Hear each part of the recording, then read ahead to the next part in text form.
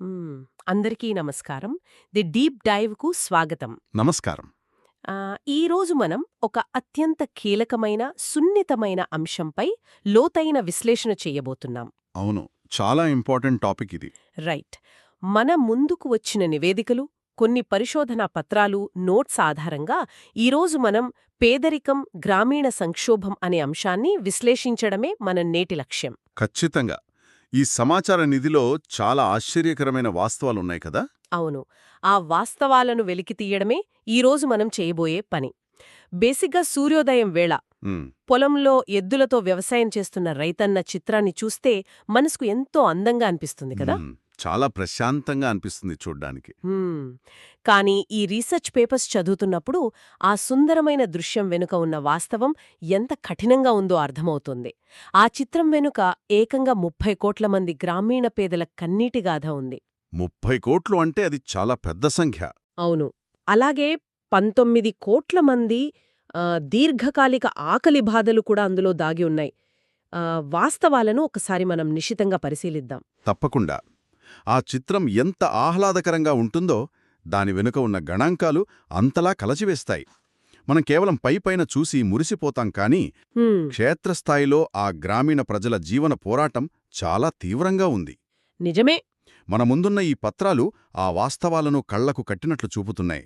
పైగా ఇది ఏదో ఒక వర్గానికి సంబంధించిన సమస్య కాదు, మొత్తం దేశ ఆర్థిక వ్యవస్థ మూలాలనే ప్రభావితం చేసే అంశమిది. సరే, దీన్ని కొంచెం లోతుగా విశ్లేషిద్దాం. మన ముందున్న డేటా చూస్తే నిజంగా గుండె బరువెక్కుతుంది. గ్రామీణ ప్రాంతాల్లో కనీస అవసరాలు తీర్చుకోలేని, ఏమాత్రం ఆదాయం లేని పేదరికం రేటు ఏకంగా 25-30% వరకు ఉంది. అంటే అక్షరాలా సుమారు 30 కోట్ల మంది. అవును. 30 కోట్ల మంది ప్రజల జీవితాలీ పరిస్థితుల్లో ఉన్నాయి. ఈ నివేదికల్లో నేను గమనించిన మరో విషయం ఏంటంటే వ్యవసాయ ఆదాయం పడిపోవడమనేది దీనికొక ప్రధాన కారణం. రైట్. కానీ ఇంత పెద్ద సంఖ్యలో ప్రజలు ఆదాయం లేకుండా జీవిస్తున్నారంటే కేవలం వ్యవసాయం దెబ్బతినడమే ఏకైక కారణం అయ్యున్నది కదా. దీని వెనుకున్న ఇతర కారణాలేంటి అనేది ఆశ్చర్యం కలుగుతోంది. ఖచ్చితంగా. ఈ పరిస్థితి వెనుక వ్యవస్థాగత లోపాలు చాలా ఉన్నాయి.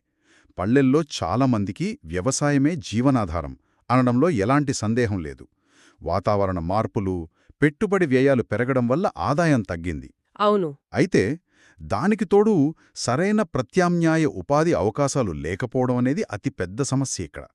వ్యవసాయం కాకపోతే ఇంకో పని చేద్దాం అనుకోవడానికి గ్రామీణ ప్రాంతాల్లో మార్గాలు చాలా తక్కువ కదా. రైట్. పరిశ్రమలు కూడా పెద్దగా ఉండవు. ఎగ్జాక్ట్లీ. ఈ ఆర్థిక లేమికి తోడుగా నాణ్యమైన విద్యావకాశాలు అందుబాటులో లేకపోవడం ఆ పేదరికాన్ని మరింత జటిలం చేస్తోంది. విద్య లేకపోతే ఆధునిక నైపుణ్యాలు రావు. నైపుణ్యాలు లేకపోతే మంచి ఉపాధి దొరకదు. కరెక్ట్. ఉపాధి లేకపోతే ఆదాయం రాదు. ఆదాయం లేకపోతే మెరుగైన వైద్య సేవలు పొందలేరు. ఇలా ఇదొక భయంకరమైన విషవలయంగా మారుతోంది. ఈ వలయంలో చిక్కుకున్న కుటుంబాలు తరతరాలుగా అక్కడే ఉండిపోతున్నాయి.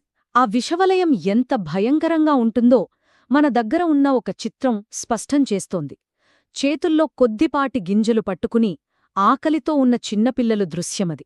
అవును, చాలా హృదయవిదారకంగా ఉంది ఆ చిత్రం. ఇది ఒక విధంగా మన దేశంలో ఉన్న క్రానిక్ హంగర్ అంటే దీర్ఘకాలిక ఆకలికి సజీవ సాక్ష్యం.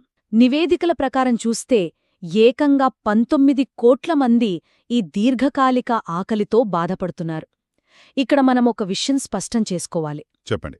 దీర్ఘకాలిక ఆకలి అంటే కేవలం ఈరోజు ఒక పూట భోజనం దొరకకపోవడం కాదు. శారీరక, మానసిక అభివృద్ధికి అవసరమైన పోషకాలున్న ఆహారం నెలలు, సంవత్సరాల తరబడి అందుబాటులో లేకపోవడం. ఇది చాలా భయానకమైన వాస్తవం. ఈ దీర్ఘకాలిక ఆకలి వల్ల కలిగే పరిణామాలు ఎంత తీవ్రంగా ఉంటాయో ఈ డాక్యుమెంట్స్ చాలా స్పష్టంగా వివరిస్తున్నాయి. ముఖ్యంగా పిల్లల ఆరోగ్యంపై దీని ప్రభావం చాలా దారుణంగా ఉంటుంది. అవును కదా. అవును కదా. మన గణాంకాల ప్రకారం 5 ఏళ్లలోపు పిల్లలలో ఏకంగా 35.7% మంది పోషకాహార లోపంతో బాధపడుతున్నారు. దీని అర్థం కేవలం వారు సన్నగా ఉన్నారని కాదు. పిల్లల మెదడు ఎదుగుదలలో ఎక్కువ భాగం మొదటి 5 ఏళ్లలోనే జరుగుతుంది. రైట్. ఆ సమయంలో సరైన పోషకాలు అందకపోతే? ఎగ్జాక్ట్లీ. సరైన ప్రోటీన్లు, విటమిన్లు అందకపోతే వారి అభివృద్ధి శాశ్వతంగా మందగిస్తుంది. అన్నిటికంటే ముఖ్యంగా వారిలో రోగనిరోధక శక్తి విపరీతంగా తగ్గిపోతుంది. చిన్న చిన్న అంటువ్యాధులు కూడా వారి ప్రాణాలకు ముప్పుగా మారతాయి. అంటే ఇది ఒక తరం మొత్తం సామర్థ్యాన్ని దెబ్బతీసే సంక్షోభం అనొచ్చు. ఖచ్చితంగా. ఇక్కడే అసలైన ఆసక్తికరమైన విషయం దాగి ఉంది. ఈ ఆకలనేది కేవలం దేశంలో ఆహారం పండకపోవడం వల్ల వచ్చిన సమస్య కాదు. ఈ నోట్స్లో అర్థమైన ఒక పాయింట్ ఏంటంటే, దీని వెనుక ఆహార అసమానత అనే ఒక పెద్ద కోణముంది. Food inequality. అవును. అంటే ఆహారం లేకపోవడం ఒక సమస్య అయితే, ఉన్న ఆహారాన్ని సమర్థవంతంగా అందరికీ సమానంగా పంచలేకపోవడం ఇంకొక పెద్ద సమస్య. పండించిన ధాన్యం గిడ్డంగుల్లో గుట్టలు గుట్టలుగా ఉన్నప్పటికీ అది అవసరమైన వారి కడుపు నింపలేకపోతోంది. దీన్ని మనం ఒక విస్తృత దృక్పథంతో చూస్తే ఇదంతా అర్థం చేసుకోవడానికి ఒక చిన్న ఉదాహరణ తీసుకుందాం. ఓకే. ఒక ఊళ్ళో ఒక పెద్ద వాటర్ ట్యాంక్ ఉందనుకుందాం. ఆ ట్యాంక్ నిండా నీళ్లున్నాయి. ఓకే. కానీ ఆ ఊర్లో ఉన్న ఇళ్లకు వెళ్లే పైపులు పగిలిపోయాయి, లేదా పేదల ఇళ్లకు అసలు కనెక్షన్ లేదు. అప్పుడు ఆ ట్యాంకులో ఎన్ని నీళ్లున్నా ప్రయోజనం శూన్యం గదా. కరెక్ట్. మన ఆహార సరఫరా వ్యవస్థ కూడా సరిగ్గా ఇలాగే తయారైంది. అవును. ఈ ఆహార అసమానత వెనుక ఆర్థిక కారణాలు స్పష్టంగా కనిపిస్తాయి. ఆదాయ అసమానతలు పెరిగిపోవడం వల్ల పండిన ఆహారాన్ని కొనుగోలు చేసే శక్తి పేదలకు లేకుండా పోతోంది. రెండవది పంపిణీ వ్యవస్థలోని లోపాలు. లాజిస్టిక్స్ సమస్యలు. ఆహారాన్ని ఉత్పత్తి కేంద్రాల నుంచి మారుమూల గ్రామాల్లో ఉన్న పేదల వరకు చేర్చడంలో సరఫరా వ్యవస్థ ఇబ్బందులను ఎదుర్కొంటోంది. దీనికి తోడు ఏమి తినాలి అనే అవగాహన లేకపోవటం కూడా ఒక కారణమే. దీని ఫలితంగానే మరణాల రేటు పెరుగుతోంది. ఈ పాయింట్ వింటుంటే ఒక సరికొత్త కోణం అర్థమవుతోంది. ఈ సంక్షోభాన్ని కేవలం గ్రామీణ ప్రాంతాల సమస్యగా కొట్టిపారేయలేం. గ్రామీణ ఆర్థిక వ్యవస్థ కుప్పకూడితే ఉపాధి కోసం లక్షలాది మంది నగరాలకు వలస వస్తారు. అవును. అప్పుడు నగరాల్లో కూడా మౌలిక సదుపాయాలపై ఒత్తిడి పెరుగుతుంది కదా. ఖచ్చితంగా. దేశం మొత్తం జీడీపీ మీద దీని ప్రభావం పడుతుంది. అందుకే ఈ నివేదికలు దీన్ని కేవలం ఆర్థిక సమస్యగానే చూడలేదు. ప్రతి మనిషికి పోషకాహారం అనేది ప్రాథమిక మానవ హక్కు అనే కోణంలో చర్చించాయి. భారత రాజ్యాంగం ఈ విషయంలో ఏం చెబుతోందన్నది ఈ రీసెర్చ్లో చాలా కీలకంగా ప్రస్తావించారు. నిజమే. న్యాయపరంగా చూస్తే భారత రాజ్యాంగం పౌరులకు చాలా బలమైన రక్షణ కల్పించింది. ముఖ్యంగా ఆర్టికల్ 21 గురించి మనం మాట్లాడుకోవాలి. ఇది ప్రతి పౌరుడికి జీవించే హక్కును ప్రసాదిస్తుంది. Right to life. అవును. సుప్రీంకోర్టు అనేక తీర్పుల్లో స్పష్టం చేసినట్లుగా గౌరవప్రదంగా జీవించడమంటే కేవలం ఊపిరి పీల్చుకోవడం కాదు. కడుపు నిండా ఆరోగ్యకరమైన ఆహారం తినగలగడం, కనీస ఆరోగ్యాన్ని పొందగలగడం కూడా అందులో అంతర్భాగమే. రాజ్యాంగములోనే డైరెక్టివ్ ప్రిన్సిపల్స్ గురించి కూడా ఇందులో ఉంది కదా. అవును. ఆర్టికల్ 47 కూడా ఈ డాక్యుమెంట్స్లో హైలైట్ చేయబడింది.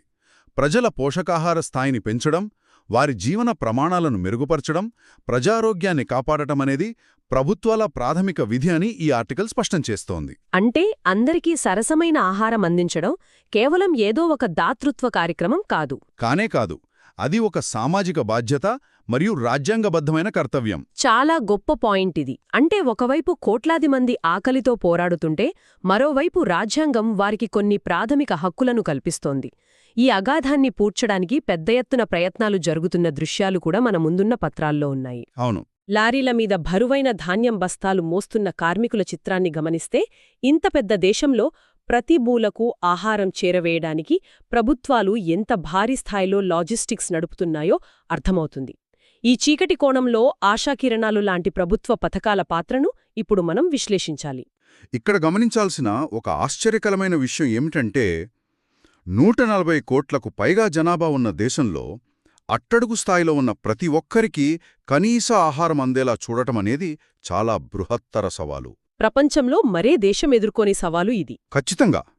ఇందుక్కాను ప్రవేశపెట్టిన పథకాలను గమనిస్తే ఆశ్చర్యం కలగక మానదు. ఉదాహరణకు పీఎం గరీబ్ కళ్యాణ అన్న యోజనని తీసుకుందాం. దీని కింద ప్రతి నెల 5 కేజీల ఉచిత రేషన్ అందిస్తున్నారు. అవును. ఇది అక్షరాల 10 కోట్ల కుటుంబాలకు ఆకలి బాధ లేకుండా చేస్తోంది. ఇది కేవలం ఒక పూట భోజనం కాదు, కరువు కాకకాల్లో ఒక కుటుంబం పస్తులు పడుకోకుండా ఆపే ఒక భారీ ప్రయత్నం. నిజమే. అలాగే మధ్యాహ్న భోజన పథకం గురించి ఈ ఆర్టికల్స్లో ఉన్న విశ్లేషణ చాలా ఆసక్తికరంగా ఉంది. ఏకంగా 12 కోట్ల మంది పాఠశాల పిల్లలకు ప్రతిరోజూ ఉచితంగా భోజనం అందించడమనేది చిన్న విషయం కాదు. ప్రపంచంలోనే అత్యంత భారీ స్థాయిలో పిల్లలకు ఉచితంగా ఆహారం అందించే కార్యక్రమం ఇది అని చదివినప్పుడు ఆశ్చర్యం కలుగుతోంది. అవును, చాలా పెద్ద స్కేల్లో జరుగుతోందిది. ఇక్కడ నాకో పాయింట్ స్ట్రైక్ అయింది. ఇది కేవలం ఆకలి తీర్చడానికి మాత్రమే కాదు, బడికి వెళ్లే పిల్లల సంఖ్యను పెంచడానికి ఒక అద్భుతమైన ఉత్ప్రేరకంగా పనిచేస్తోంది.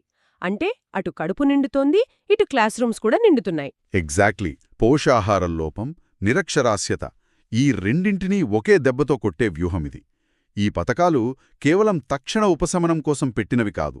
ఇవి ప్రజల భవిష్యత్తుకు భరోసానిచ్చే ఒక సమగ్రమైన సోషల్ సెక్యూరిటీ నెట్లాగా పనిచేస్తున్నాయి. అవును, జాతీయ ఆహార భద్రతా చట్టం దీనికి చట్టబద్ధత కల్పిస్తోంది గదా. రైట్. దీని ద్వారా గ్రామీణ ప్రాంతాల్లో 75%, పట్టణ ప్రాంతాల్లో 50% ప్రజలకు చట్టపరమైన ఆహార భద్రత దొరుకుతోంది. ఇకపోతే పేదరికంలోకి నెట్టేసే మరో ప్రధాన కారణం ఆరోగ్య సమస్యలు. కుటుంబంలో ఒకరు తీవ్రమైన జబ్బు పడితే ఉన్న ఆస్తులన్నీ అమ్ముకుని అప్పుల పాలైపోతారు. ఆస్పత్రి ఖర్చుల భారం తట్టుకోలేరు. అవును.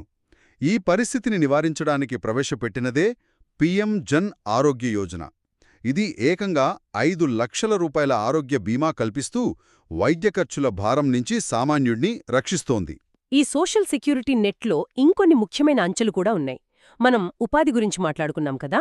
గ్రామీణ ప్రాంతాల్లో ఉపాధి కల్పించడానికి మహాత్మాగాంధీ జాతీయ గ్రామీణ ఉపాధి హామీ పథకం, అదే MGNREGA, చాలా కీలకంగా పనిచేస్తోంది. అవును, 100 రోజులు పని కల్పిస్తోంది. ఇక్కడ ఈ ఆర్టికల్స్ హైలైట్ చేసిన పాయింట్ ఏంటంటే, ఈ పథకం కింద కేవలం డబ్బులు పంచడం లేదు, పని కల్పించడం ద్వారా ఊర్లో చెరువులు తవ్వడం, కాలువలు బాగుచేయడం లాంటి ఆస్తులను సృష్టిస్తున్నారు.